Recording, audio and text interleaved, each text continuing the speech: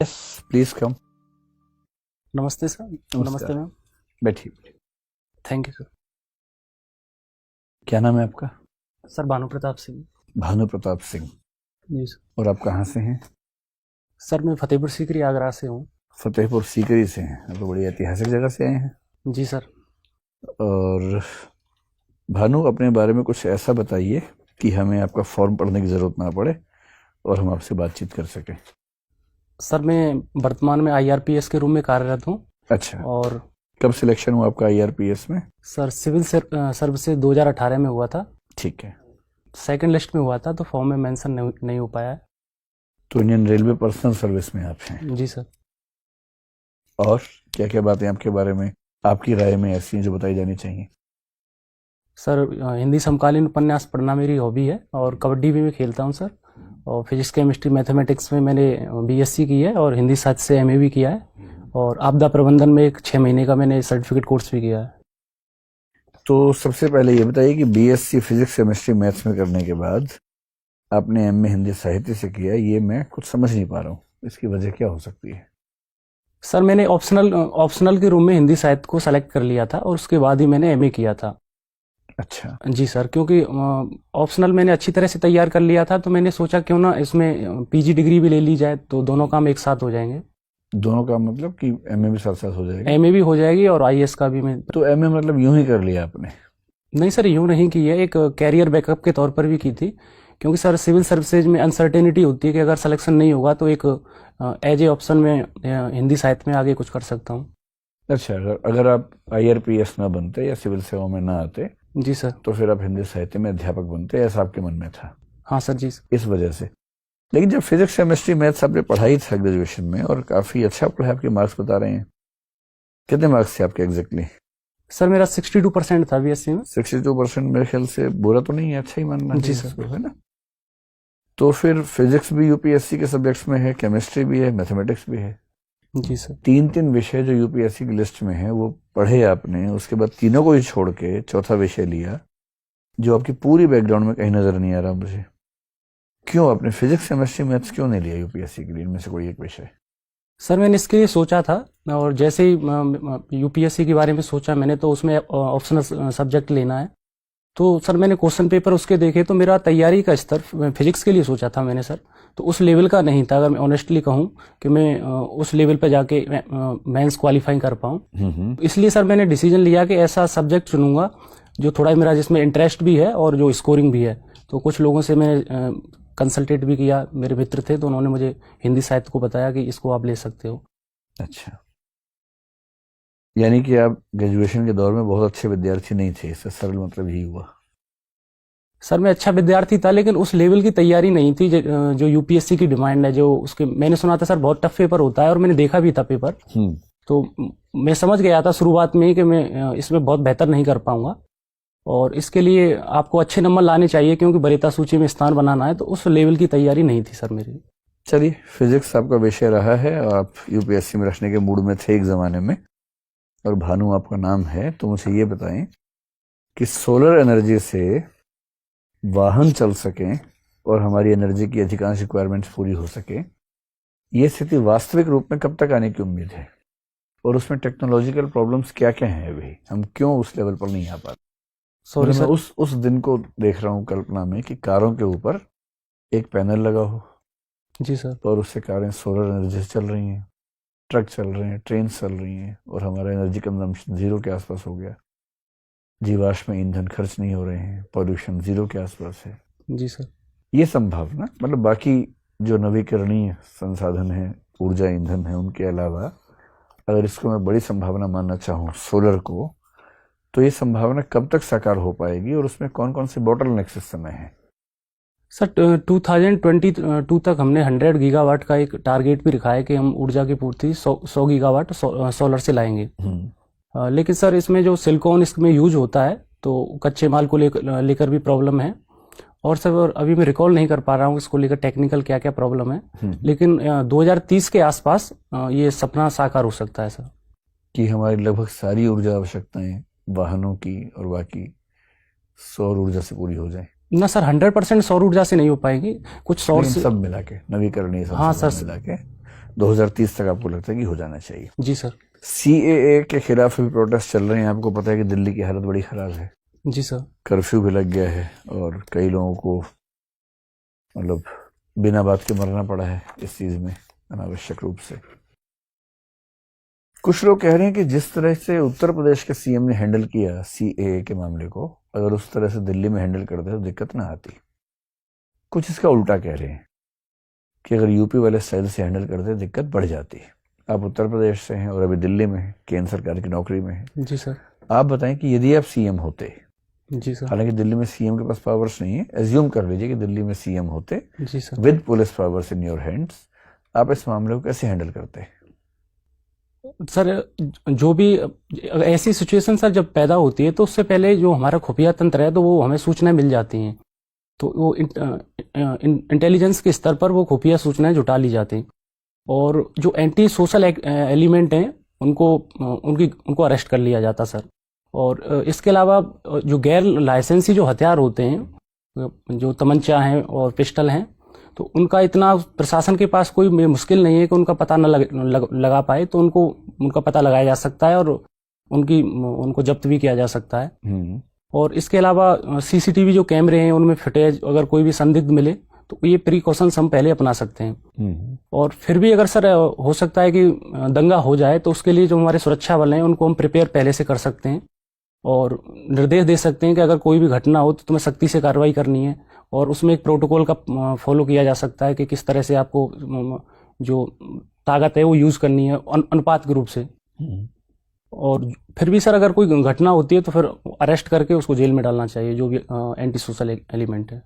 लेकिन इस पूरे प्रोसेस में आपने ये तो बताया ही नहीं कि आप ऐसी घटनाएं न घटें इसके लिए जनता से संवाद करेंगे, और उस संवाद किस तरह से करेंगे वो तो इशू आया ही नहीं बीच में। यानी आप रिप्रेसिव एक्शंस में यकीन रखते हैं, न कि समाज के संवाद में यकीन रखते हैं?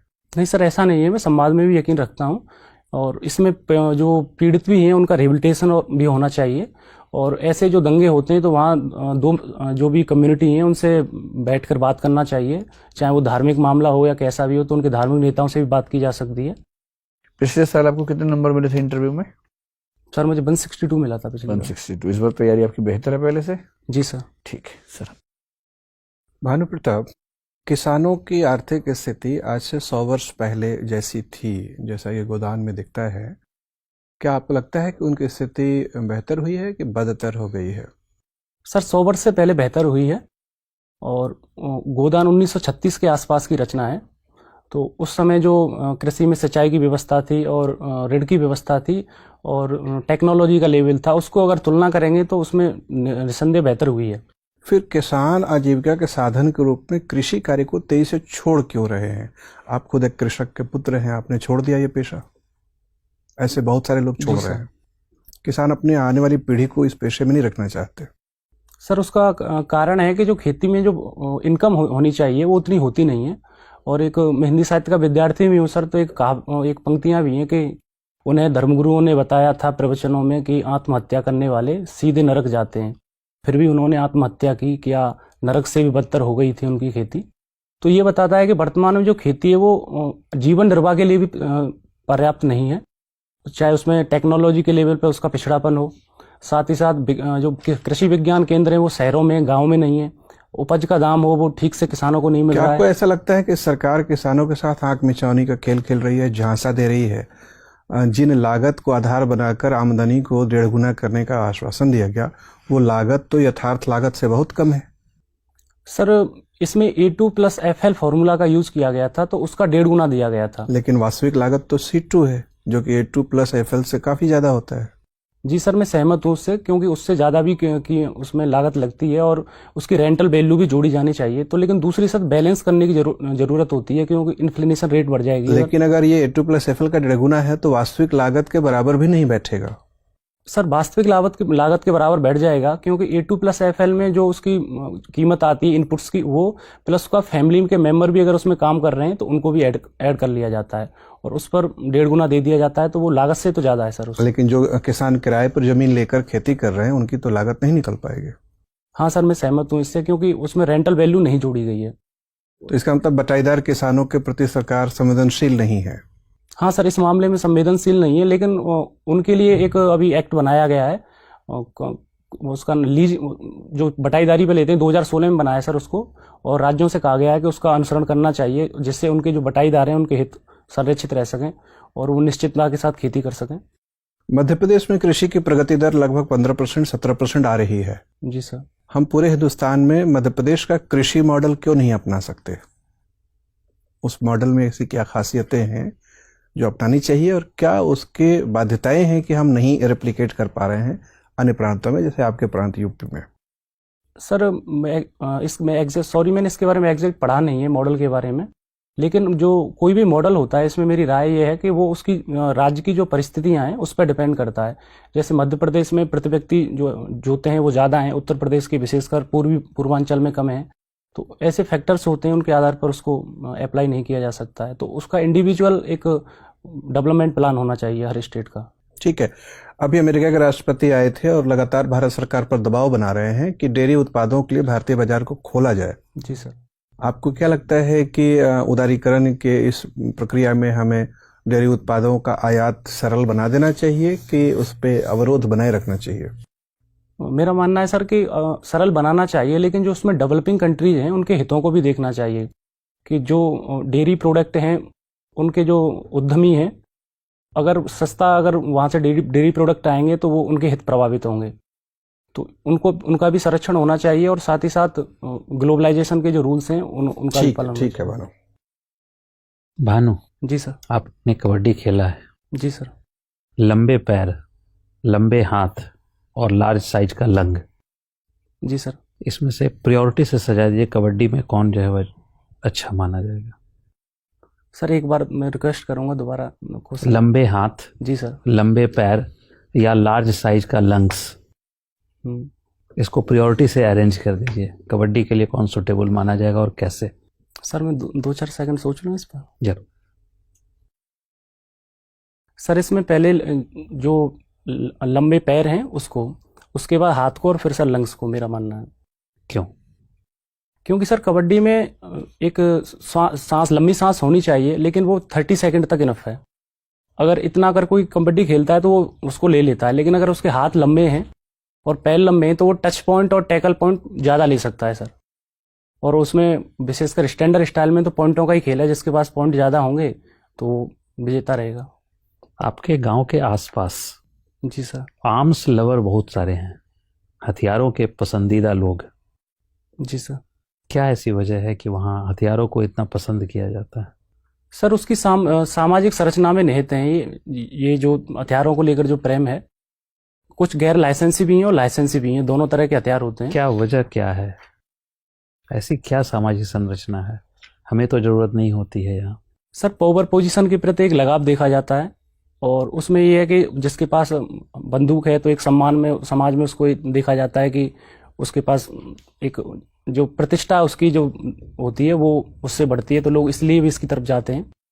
और एक हर्ष फायरिंग होती है जो शादियों में, और एक उसका भी चलन इसको लाता है कि उसके प्रति लोग यहाँ तक कि लाइसेंस कराने के लिए भी शुल्क पे करने के लिए तैयार होते हैं। और कुछ सर जीवनान विजय भी होती है, जैसे सेल्फ डिफेंस के लिए भी ज़रूरत होता है, कुछ लोगों को खतरा है तो वहाँ होना चाहिए। आपके घर में क्या क्या है? सर मेरे घर में एक भी हथियार नहीं है, और न लाइसेंसी है और न गैर लाइसेंसी, कोई भी नहीं है सर। तो प्रतिष्ठा जो है वह पे प्रश्न चिन्ह लगाए जाते होंगे? सर मुझे नहीं लगता कि इसके कारण लगाया जाता है, और अगर कोई सोचता है कि हथियार के कारण, ऐसा सर सोशल परसेप्शन है, मेरा नहीं है। अगर कोई लगाता है तो इससे सर मुझे व्यक्तिगत स्तर पर फर्क नहीं पड़ता है कि हथियारों से मुझे जाना जाए, ऐसा मैं चाहता भी नहीं हूँ सर। फतेहपुर सिकरी में अकबर ने राजधानी जो है बनाई। जी सर। और कुछ वर्षों में ही वहाँ से उन्हें पलायन कर जाना पड़ा, क्या ऐसी वजह थी? सर मुख्य रूप से पानी की कमी थी। 1569 में बनाया था, तो लगभग 10 साल में पता चल गया था कि इसको हम सस्टेनेबल रूप से आगे तक इसको हम जारी नहीं रख सकते हैं। और जो परंपरागत जो पद्धतियाँ जैसे बावलियाँ थी, कुएँ थे, वो भी जवाब देने लग गए थे, तो उन्होंने फिर ट्रांसफ़र कर ली थी बाद में। मेरी तरफ से लास्ट क्वेश्चन है, केवला देव को कैसे संरक्षित करेंगे? सर उसको कई 4 स्तरों पर उसमें वर्क किया जा सकता है। पहला सर गवर्नमेंट के स्तर पर, जैसे उसको नेशनल पार्क का दर्जा दिया गया है, तो ये अवेयरनेस लोगों में फैलाई जाए कि एक नेशनल पार्क। बिल्कुल, आप मौलिक विचार बताइए। सर मौलिक विचार ये है कि जो नेगेटिविटी है टूरिज्म को लेके, मैं सर व्यक्तिगत रूप से घूमने भी गया हूँ उसमें, तो जो स्थानीय जनता ये कहती पाई जाती है बहुधा टूरिस्ट से कि यहाँ कुछ नहीं है, टहनियाँ उनकी तोड़ना, सुबह वॉक के लिए आना, एक ये बंद होना चाहिए और एक अवेयरनेस फैलानी चाहिए। दूसरा सर मैंने देखा है कि वहाँ बफर जोन नहीं है, आसपास गांव बसे हुए हैं, तो एक 500 मीटर का कम से कम किसानों की आपसी सहमति से कि एक बफर जोन बना दिया जाए तो वो ज़्यादा बेटर है। भानु, जी मैम। आप भरतपुर के बारे में बात कर रहे थे। जी मैम। हाल ही में खबरें आ रही हैं और कुछ रिपोर्ट्स भी आई हैं सामने कि जो कास्ट प्रॉब्लम्स हैं और जी मैम। कास्ट एट्रोसिटीज़ हैं, जाति को लेके वहाँ पे जो परेशानियाँ हो रही हैं, वो एक तो नॉर्दर्न राजस्थान, गंगानगर और हनुमानगढ़ तरफ और जी मैम। भरतपुर, ये मैक्सिमम डिस्ट्रिक्ट्स जो हैं अफेक्टेड हैं। दोनों ही ये जगह अगर आप देखें तो खेती अच्छी रही है, पैसा है लोगों के पास, लेकिन यहीं पे सबसे ज़्यादा चिंता की बात है। ऐसा क्यों है? सॉरी मैम, मैं रिक्वेस्ट करूँगा, समझ नहीं पाया प्रश्न। यहाँ पे लोगों के पास आमदनी अच्छी है, खेती अच्छी है, उसके बावजूद ये कास्ट की जो प्रॉब्लम्स हैं, जहाँ पे SC STs को दबाया जाता है, उनके अगेंस्ट क्राइम किए जा रहे हैं, वो क्यों ज़्यादा है अगर आप साउथ और वेस्टर्न राजस्थान के कंपेयर में देखें तो?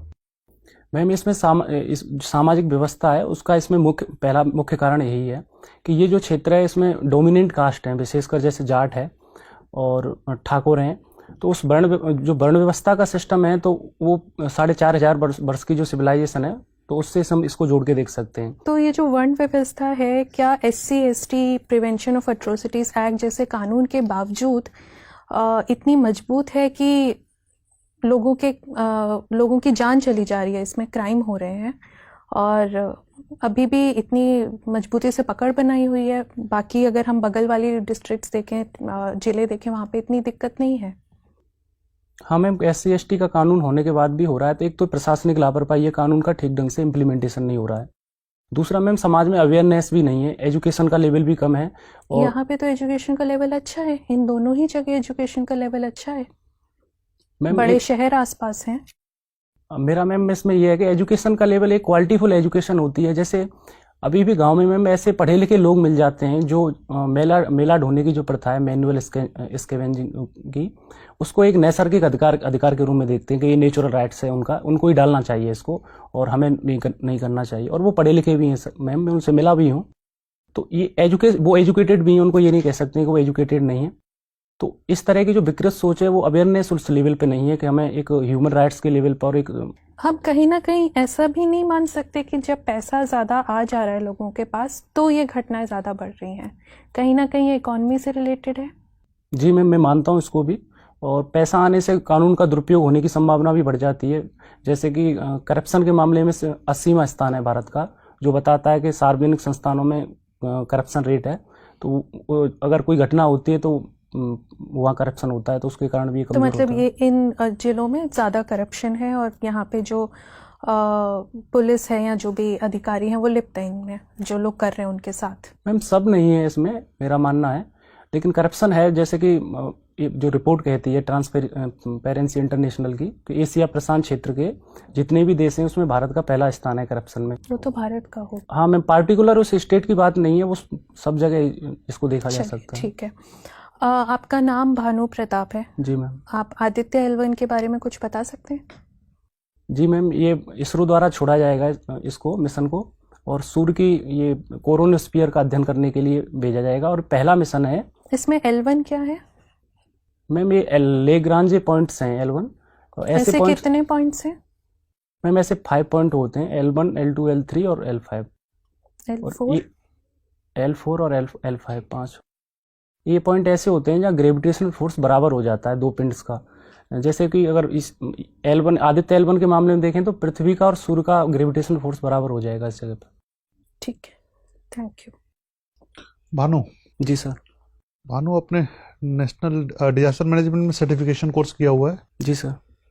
अभी केरल में बाढ़ आई थी पिछले दिनों। जी सर। है ना? उस बाढ़ के पीछे कई वजह बताई गई। कुछ लोग नेचुरल भी कह रहे थे, कुछ कह रहे थे कि मानव निर्मित आपदा है पूरी तरह से। फिर उसके प्रबंधन को लेकर ये बात की जा रही थी कि इसको राष्ट्रीय आपदा घोषित कर देना चाहिए। जी सर। तो राष्ट्रीय आपदा को घोषित करने के क्राइटेरिया कौन कौन से होते हैं? कब किसी आपदा को राष्ट्रीय आपदा घोषित करती है सरकार? सर इसके वस्तुनिष्ठ मानक तो नहीं है, लेकिन आम राय ये है कि अगर जो आपदा आई है उससे वहाँ का जो लॉजिस्टिक सिस्टम है वो निपटने में सक्षम नहीं है, जान माल का अगर व्यापक पैमाने पर नुकसान हुआ है, और तीसरा ये है कि जो स्टेट डिजास्टर रेस्पॉन्स फंड है वो सफिशिएंट नहीं है अब लोगों को निकालने के लिए, और नेशनल डिजास्टर रेस्पॉन्स फंड की ज़रूरत है। तो उस आधार पर उसको तो केरल की बाढ़ में क्या किया गया, उसको नेशनल डिजास्टर घोषित किया गया या नहीं किया गया? सर 2018 वाली कि 2019 वाली सर? 2018 वाली। सर मैं अभी रिकॉल नहीं कर पा रहा हूँ। 2019 वाली? सर उसके बारे में मुझे पता नहीं है, 19 वाली के बारे में। अच्छा, कोई क्राइटेरिया भी नहीं है, ये भी पता नहीं है कि उसको घोषित किया गया है नहीं किया गया? सर ये नहीं पता है मुझे, इसमें मैं जोड़ना चाहूँगा कि उसको घोषित किया गया है नहीं किया गया है, लेकिन क्राइटेरिया होते हैं, नेशनल कैलेमिटी घोषित की जाती है राष्ट्रीय आपदा। ये बताइए कि सूखा कब घोषित किया जाता है? सर जब जो वर्षा की कमी है वो एलपीए के 10% से ज़्यादा हो, और 20% से 10% से ज़्यादा हो, और कम से कम 20% क्षेत्र उससे प्रभावित हो, तब उसको सूखा घोषित किया जाएगा। क्या सूखा शब्द यूज किया जाता है एमडी में? सॉरी सर मुझे पता नहीं है मुझे इसके बारे में। अच्छा, इस मतलब सारे सूखे एक ही तरह के होते हैं कि उसमें क्लासिफाई किया जाता है उनको? सर क्लासिफाई किया जाता है उसमें। कैसे कैसे? सॉरी सर नहीं पता है इसके बारे में। अच्छा, ये पता नहीं। डिजास्टर में आपने सर्टिफिकेशन किया हुआ है, ये बताइए कि डिजास्टर मैनेजमेंट, जी सर। जबकि सर्विस है पूरा एडमिनिस्ट्रेशन का, जी तो डिजास्टर मैनेजमेंट, डिजास्टर गवर्नेंस और डिजास्टर एडमिनिस्ट्रेशन तीनों क्या हैं? तीनों में क्या अंतर है, अगर है तो, या फिर तीनों एक ही है? थोड़ा सर सोच लूँ थोड़ा। हाँ बिल्कुल। सर एडमिनिस्ट्रेशन में पॉलिसी मेकिंग की जाती है कि हमें क्या नियम बनाने हैं और किस तरह से उसको टैकल करना है। मैनेजमेंट में उसका ऑप्टिमम यूटिलाइजेशन किया जाएगा जो नियम बनाए जाएंगे, और गवर्नेंस भी पॉलिसी मेकिंग से संबंधित है कि ऐसी नीतियां बनाना जो डिजास्टर के जो प्रभाव हैं उनको कम कर सकें। एडमिनिस्ट्रेशन और गवर्नेंस डिजास्टर के रेफरेंस में एक ही है ना सर? एक नहीं है। गवर्नेंस हाई लेवल पर पॉलिसी मेकिंग का प्रोसेस है, और एडमिनिस्ट्रेशन उससे कम नीचे के लेवल पर पॉलिसी मेकिंग का है, और मैनेजमेंट उसको इम्प्लीमेंटेशन करने से कि किस तरह से उसको इम्प्लीमेंट करेंगे। तो क्या एक डीएम के पास पावर है पॉलिसी बनाने का डिजास्टर के लिए? जी सर है। किस हद तक है? सर इसके बारे में मैंने पढ़ा नहीं। तो किस नियम से इसको मिलता है पावर? सर ये डिजास्टर मैनेजमेंट एक्ट 2005 है, उसके तहत त्रिस्तरीय जो ढांचा है उसमें डीएम को भी दिया गया है कि आप भी अपने लेवल पर कुछ शक्तियां हैं उनका उपयोग कर सकते हैं। तो उपयोग कर सकते हैं मैनेजमेंट में या पॉलिसी मेकिंग में? सर अपने आधार पर वो नियम बना सकते हैं, उन्हें लगता है कि ये जरूरत है और यहाँ नया रूल्स होना चाहिए, तो डीएम एज ए डीएम जिला स्तर पर उसको कर सकते हैं। उस अथॉरिटी का क्या नाम है? उसका sir district disaster management authority बोलते हैं उसको। डिजास्टर मैनेजमेंट में टर्म यूज किया जाता है स्ट्रक्चरल और नॉन स्ट्रक्चरल मेजर्स। जी सर। क्या होते हैं दोनों? सर स्ट्रक्चरल में उसमें हम संरचनात्मक में ऐसे काम करते हैं जो निर्माण से जुड़े हुए हैं। ठीक है। जैसे बाढ़ है, अगर उसमें करना है तो तटबंध ऊंचे करना है, पेड़ पौधे लगाना है। और उसमें गैर संरचनात्मक में सर उसमें एजुकेशन है, मैपिंग है, भूमि उपयोग नियंत्रण है, ऐसे उपाय किए जाते हैं, अवेयरनेस फैलाई जाती है लोगों में आपदा को लेकर। भारत की नेशनल डिजास्टर मैनेजमेंट पॉलिसी कोई है? जी सर है। तो उसकी 3-4 बातें बता पाएंगे आप? सर मैंने पढ़ा है लेकिन अभी रिकॉल नहीं हो रही है। अच्छा, सिंधाई फ्रेमवर्क में B3 संकल्पना क्या है? सर उसमें क्षमता निर्माण पर बल दिया गया है। B3 संकल्पना क्या है? सर इसके बारे में नहीं पता है, सॉरी। ठीक है भानु। डिजास्टर मैनेजमेंट में सर्टिफिकेट कोर्स आपने किया है, लेकिन ऐसा लग रहा है कि ये खुद ही डिजास्टर हो गया। नहीं सर ऐसा नहीं है, मैंने किया बेसिक जो जानकारियाँ दी गई थी तो उसके बारे में पता है सर। कोई बात नहीं, आपने हिंदी साहित्य में एमए किया और यूपीएससी का एग्जाम भी दिया। कुछ लोग कहते हैं कि तुलसीदास एक बहुत ही रूढ़िवादी और सांप्रदायिक किस्म के व्यक्ति थे। जी सर। और कुछ दूसरे आलोचक कहते हैं कि नहीं, तुलसी को समझने में हमसे भूल हो रही है। तो मैं आपसे चाह रहा हूँ कि अब दोनों पक्षों पर मुझे तुलसी की 2 कविताएं बताएं जिससे साबित हो कि रूढ़िवादी थे और सांप्रदायिक थे। फिर कुछ ऐसा बताइए उनके बारे में जिससे साबित हो कि ना तो वो रूढ़िवादी थे ना ही सांप्रदायिक थे। सर जो रूढ़िवादी होने का तर्क कहा जाता है पहला, उसको लेकर है। जैसे महिलाओं के संबंध में कहा जाता है कि नारी स्वभाव सत्य कब कहीं, अवगुण 8 सदा उर रही। तो इसको लेकर आपत्ति है कि ये तो अवगुण पुरुष में भी हो सकते हैं। इससे क्या मतलब है, हमें समझा के बताइए। कि कवियों ने ऐसा सही कहा है कि नारियों में चाहे वो पतिव्रता ही क्यों ना हो, उसमें 8 अवगुण होते हैं। और एक पंक्ति है कि नारी हान विशेष छतनाई, और एक ढोल गमार शूद्र पशुनारी शकल ताड़ना के अधिकारी। इनको लेकर सर ये, और एक दलित विरोधी होने का भी उन पर लगाया जाता है। पूजिए विप्र शकल गुणहीना, शूद्र न गुणगण ज्ञान प्रवीणा। तो विप्र की उस स्थिति में भी पूजा करनी चाहिए अगर वो एजुकेटेड नहीं है, लेकिन एक ऐसा व्यक्ति जो निम्न वर्ण से आता है, वो भले ही एजुकेटेड हो, उसकी पूजा नहीं करनी चाहिए। तो इनको लेकर सर आपत्ति है, और ये प्रोग्रेसिव भी नहीं माना जा सकता है। और कुछ ऐसी पंक्तियां जो उन्हें प्रोग्रेसिव बताती हैं नारी के संबंध में, एक कत विधि सृजी नार जग माही, पराधीन सपने सुखनाई। तो ये बताता है कि ईश्वर ने कितनी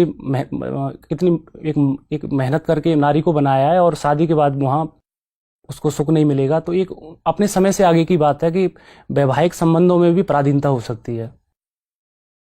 और कवितावली में कहा है उन्होंने दलित विमर्श को लेकर के, धूत कहो अब धूत कहो, रजपूत कहो जुलाहा कहो कोई, काहू की बेटी सो बेटा ना ब्याहू, काहू की जात बेकार को न सू, तुलसी सरनाम गुलाम है राम को, जाको रुचे सो, मांगन के खाएबो मस्जिद के सोएबो, लेवन को एक न देवन को दो। तो यहाँ सर वो स्पष्ट तौर पर कह रहे हैं कि मुझे कोई फर्क नहीं पड़ता है कि मैं कौन सी जाति का हूँ, किसका नहीं हूँ। और इसमें सर मस्जिद शब्द आया, और उनकी सांप्रदायिक जो सामाजिक संस्कृति है उसको दिखा रहा है कि मैं मस्जिद में सोता हूँ, जबकि वो हिंदू थे। और ये दिखाता है इसमें, ये 4-5 पंक्तियां हैं सर, कि वो अपनी जो तात्कालिक समस्याएं थी उनसे परेशान थे, लोग उन्हें परेशान कर रहे थे, सामाजिक दबाव था, और यहाँ फिर वो उनका जो दर्द है, विद्रोह है, वो फूट के आता है कि मुझे फर्क नहीं पड़ता है कौन। रेलवे पर्सनल सर्विस जिसमें भी आप गए हैं जी सर। कुछ लोग कह रहे हैं कि अब तो उसको बंद करने का समय आ गया है, क्योंकि प्राइवेटाइजेशन अब रेलवे में बढ़ेगा। तेजस एक्सप्रेस चली पड़ी है, IRCTC एक तरह से कंपनी बनी चुकी है बहुत साल से। तो क्यों ना ऐसा किया जाए कि धीरे धीरे रेलवे के अधिकांश हिस्से को हम प्राइवेटाइज कर दें। स्पेशली जो RPF है उसे खत्म करने की बात भी चल रही है कि हम इतनी बड़ी फोर्स क्यों रखें, क्यों ना हम राज्य पुलिस और CISF से ही काम चला लें। तो क्या भविष्य देखते हैं आप IRPS का? सर IRPS का बहुत अच्छा भविष्य है, क्योंकि रेलवे अभी सबसे बड़ा नियोक्ता है, और आने वाले टाइम में मेन पावर भले ही रेशनलाइज हो जाएगी, लेकिन उसमें लोग तो काम करेंगे। तो उनके कल्याण की, वेलफेयर की जिम्मेदारी एज ए IRPS कर्मचारी और ऑफिसर्स पे होती है। रेलवे की सारी सर्विसेज को मिला के एक सर्विस बनाने का जो विचार है, IRMS, जी सर, मैनेजमेंट सर्विस, इसको लेकर क्या व्यू है आप लोगों का? जो पहले सर्विस में है, मैंने सुना है कि वो लोग दुखी हैं इस बात से कि हमारी पावर कम हो जाएगी। क्या इंटरनल स्टोरी है इस मामले में आपके पास? सर इसमें दोनों तरह के थॉट्स हैं। एक तो परेशान भी हैं कि सीनियरिटी भी प्रभावित होगी, और जो सिविल सर्विसेज से आते हैं उसमें वो 26-27 की एक एवरेज एज होती है, और IAS से आते हैं उसमें 23-24 की होती है, तो प्रमोशन प्रभावित होगा। और कुछ इसको पॉजिटिव रूप में भी ले रहे हैं जो IAS से आए, कि इससे सब लोगों को एक लेवल है वो समान हो जाएगा। तो दोनों तरह के सर थॉट्स इसमें। आपकी राय क्या है? सर मेरी राय है कि अच्छा हुआ है, और ओवरऑल रेलवे के हित में है और देश के हित में है। क्योंकि सर इसमें जो रेलवे में डिपार्टमेंटलिज्म की जो प्रॉब्लम है, तो उसके कारण डिपार्टमेंट अपने अपने गोल को तो प्राप्त कर लेते हैं, लेकिन जो रेलवे का ओवरऑल ब्रॉड गोल होता है उसको प्राप्त नहीं कर पाते हैं। चलिए, आखिरी सवाल ये है कि आपको अगर चुनना हो कि अभी तक के आपके जीवन के सबसे अच्छे 5 क्षण कौन से हैं, तो कौन कौन सा क्षण बताएंगे? सर सबसे पहला तो मैं मैरिड हूँ, तो शादी को लेकर है सर। मेरा 16 जनवरी 2017 को शादी हुई, और सबसे खूबसूरत पल उसको मैं मानता हूँ। और दूसरा सर, मेरा IRPS में जब सिलेक्शन हुआ था, तो उस क्षण मैंने जब लिस्ट में नाम देखा था, तो वो सबसे अच्छा था। 2, इसके अलावा सर 10th क्लास में मेरा सबसे हाईएस्ट मार्क्स आए थे अपने आसपास के जो भी गांव थे, और मुझे सम्मान भी दिया गया था जिला कलेक्टर के द्वारा, तो एक वो भी मुझे मेमोरेबल। 3, इसके अलावा सर अभी थोड़ा सर ध्यान नहीं आ रहा, अभी थोड़ा मैं सोचता हूँ सर। चलिए, हो सकता है चौथा जल्दी ही आ जाए, ऐसा क्षण भी। ऑल द बेस्ट, आपका इंटरव्यू पूरा हुआ, जा सकते हैं आप। Thank you sir.